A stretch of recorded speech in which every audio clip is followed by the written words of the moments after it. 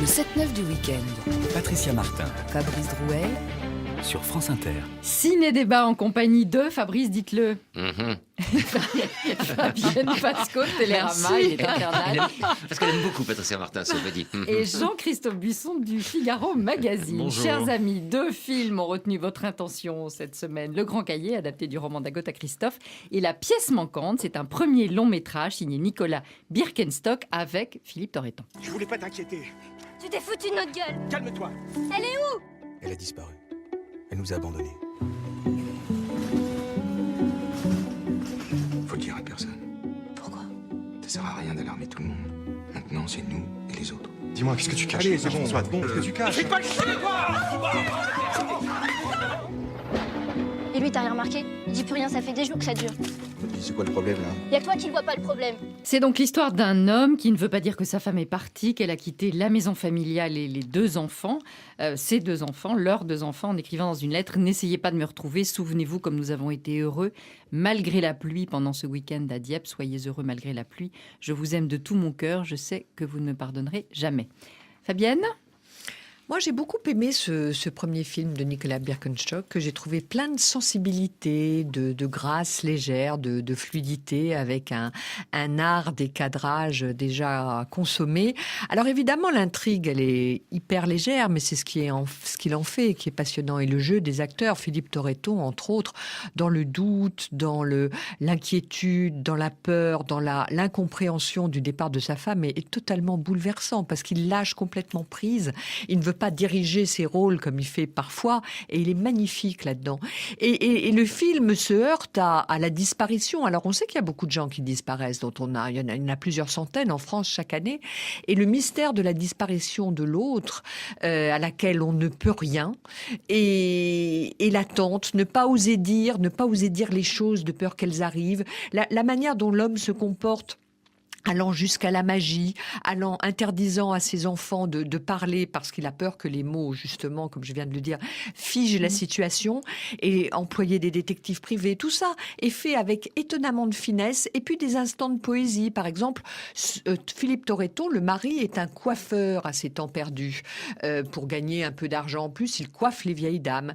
Et les mèches de cheveux s'écoulent dans le jardin. Alors, simplement, la manière qu'a Nicolas Birkenstock de filmer des mèches de cheveux coupées qui se mélangent aux feuilles du jardin, ça dit l'absence, ça dit la disparition, tout ça est mené avec infiniment de délicatesse. Et avec en plus 2 très belles chansons de Françoise Hardy. Hein. Oui, Jean-Christophe Buisson. En espagnol, il faut aussi souligner à côté de Philippe Torreton une jeune actrice qui s'appelle Armande Boulanger, qui est extraordinaire, qui a 16 ans. Qui joue Violette. Qui joue la fille donc, de Philippe Torreton. Et justement, ce qui est intéressant, c'est qu'il y a une famille qui est déconstruite avec ce départ, et qui se reconstruit de cette manière, et le père et la fille, et son fils, qui est un fils adopté, retrouvent une relation que manifestement ils n'avaient pas avant. Donc l'idée, c'est est-ce qu'on peut reconstruire une famille alors qu'il manque une pièce centrale? Et la réponse est manifestement oui, parce que les relations qui se créent... Pas sûr, hein. Bon, alors ça, j'étais sûr de dire ça. Et d'ailleurs, la scène finale est extraordinaire, et la scène finale est ouverte à toutes les interprétations possibles. Il faut absolument pas la dévoiler, mais elle est absolument magnifique. Vous avez parlé du sens du cadrage. Là, on voit vraiment qu'on a un futur très grand metteur en scène, rien que cette scène finale. Mais pour parce autant, que c'est son premier long métrage. Film, oui. Il avait fait des courts métrages avant et des documentaires, c'est ça? Absolument, documentariste. Il y a une petite chose qui m'a gêné, c'est qu'il manque un peu d'intensité dramatique à un moment donné quand même, parce que cette femme qui est partie, personne ne le dit, mais c'est un monstre absolu. Oui. Elle abandonne sa famille, elle abandonne notamment un enfant adopté, donc qui n'a déjà été privé de ses premiers parents et qui repère à nouveau quelqu'un par sa propre volonté, et elle part parce que manifestement, elles ne sont pas à l'aise, un détective est envoyé, elle repart parce qu'elle dans est ses hantée racines. par un grand amour. Oui et non. Beau, enfin, oui, mais c'est pas une raison suffisante. Quand on construit une famille, Fabienne, on s'en va pas comme ça en plein milieu, c'est pas possible. Non, mais vous n'avez pas de morale, franchement, Fabienne. C'est vrai, vous êtes une femme légère. Vous avez quelque chose à vous non, êtes mais on un dit pas monstre, ça Fabienne. des hommes. On dit pas ça des hommes qui partent. Ah bah alors si, pourquoi vous les le femmes dites. sont Vous des avez quelque monstres? chose à dire, J'ai entendu le dire. Fabrice, puisque vous n'avez pas vu le film. Non, mais justement, je retiens le titre La Pièce manquante, qui est le rôle que je joue tous les dimanches, entre 9h moins 20 et 9h Mais dans cette d'ailleurs, émission. l'homme a assez d'amour pour l'accepter qu'elle parte. Oui. Oui, C'est ça vrai. qui est beau. Tout le monde Vous pourrait pourriez pas en chez dire les hommes. autant, Jean-Christophe. Non, pour une fois qu'on a un rôle d'homme qui ne se roule pas par terre à pleurnicher pendant 1 heure et demie parce qu'il lui arrive un grand malheur, mais au contraire, essaie de ça, faire c'est ce que face et de Drouel faire fait front. tout le temps dans le bureau, hein, je vous signale, Je m'en dès qu'il y a félicite. quelque chose qui ne va pas. Autre film, Le Grand Cahier, adapté, je le disais, donc du roman d'Agatha Christophe. A városban az emberek gyengék. Könnyen meghalnak. De mi erősek vagyunk, edzettek. El kell felejtenünk anyán kedves szavait. Mert az emlékük nagyon fáj.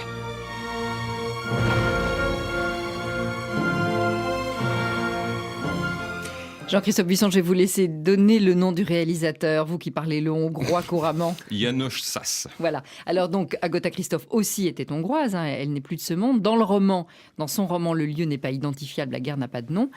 Dans ce film-ci, donc, nous sommes en Hongrie pendant la Seconde Guerre mondiale. Des jumeaux sont envoyés à la campagne chez leur grand-mère, qui est, on peut dire, une vieille femme sadique. Et leur seule consolation, leur seul refuge, ça va être un grand cahier dans lequel ils écrivent chaque jour. Oui, ça dit que même plus que ça. Elle, Ouais. est, Enfin, elle est violente, elle est horrible. La poison à côté, c'est Mary Poppins. Donc c'est vraiment Oui. une créature monstrueuse. Oui. Ce film est un peu la démonstration de la supériorité de l'écrit sur l'image, je trouve, parce que le texte de Agatha Christophe, qui était écrit en français d'ailleurs, faisait partie d'une trilogie qui évoquait, dont le sujet central était justement ces deux jumeaux qui, à la fin du premier tome, sont séparés et se retrouvent dans le troisième tome. Donc le troisième mensonge, qui est le troisième tome, qui a d'ailleurs obtenu le prix du livre inter. absolument. Soit dit Et en qui avait passant. été adapté au théâtre, je crois, au Théâtre du Soleil il y a quelques années, il me semble. Et en tout cas, quand on a lu ces trois textes, voir cet épisode-là est un peu troublant parce que c'est un texte très dur, très vénéneux, très sale, très curieux, presque pornographique par instant. Et là, D'ailleurs, il y avait eu une polémique à ce Oui, sujet à en Abbeville, 2000. en 2000 Absolument. dans un collège. Et hein. la retranscription ici est assez sage, à mon avis trop séquencée, manquant un petit peu de fluidité narrative, parce que le texte prêtait à beaucoup d'interprétations et à une forme d'universalité, parce que on dit que c'est la Seconde Guerre mondiale, que ce sont des nazis, il y a un camp de concentration à côté, on suppose que ce sont des juifs, mais tout ça n'est pas dit clairement, justement pour garder cet aspect universel. Et là, en voyant l'image, en voyant C'est explicite. là. les uniformes des Allemands, on se fait tout de suite une idée, on ramène ça, si je puis dire, à la Seconde Guerre mondiale, et je pense que ce texte a une ambition beaucoup plus importante, donc à mon avis c'est quelque chose d'inadaptable. Pour autant le film se regarde et avec beaucoup d'intérêt, il faut pas dire que c'est raté, mais c'est vrai que c'est compliqué quand on a lu le texte. Quand on l'a pas lu, je pense que c'est plus intéressant de se plonger dedans. Et c'est très bien interprété, enfin seulement par ces deux jeunes garçons qui sont des jumeaux dans la vie, qui viennent d'un milieu très pauvre, qui savent ce que c'est, ce qu'ils interprètent à l'écran. Oui, ils deviennent d'une sauvagerie au fur et à mesure que le film se déroule, qui est tout à fait... Ils sont désincarnés à la fin du film. Ce sont deux bêtes comme ça, comme leur grand-mère. Mais le personnage de la grand-mère à qui la mère les confie en désespoir de cause parce que c'est la guerre, finalement, elle est très très attachante et c'est interprété par une grande comédienne hongroise. Elle les aime comme un animal. Alors moi, je trouve que si on se détache un peu du livre, comme l'a dit Jean-Christophe, le film il est intéressant parce que c'est constamment stylisé.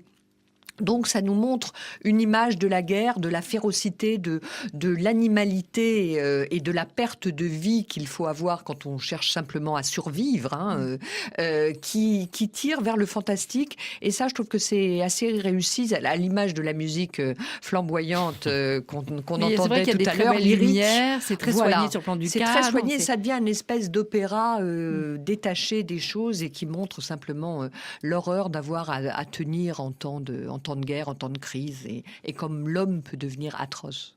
Le temps passe vite avec vous, il est déjà temps de nous quitter. Donc je vais vous dire au revoir et à la semaine prochaine, Madame Bien Pasco sûr. et Monsieur Buisson. Au revoir. Au revoir.